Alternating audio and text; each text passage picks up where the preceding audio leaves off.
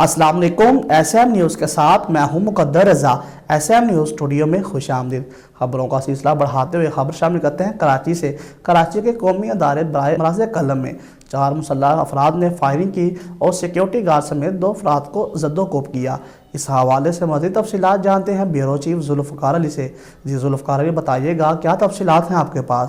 جی بالکل، اس حوالے سے پولیس کا کہنا ہے کہ ملزمان اسپتال میں مریض کو دیکھنے کے لیے زبردستی اسپتال کے اندر داخل ہونا چاہتے تھے، لیکن ملاقات کا وقت نہ ہونے کی وجہ سے گارڈ نے ان افراد کو گیٹ پر روکا تو ملزمان نے گارڈ سے ہاتھا پائی کی اور اسپتال کے اندر زبردستی جانے کی کوشش بھی کی۔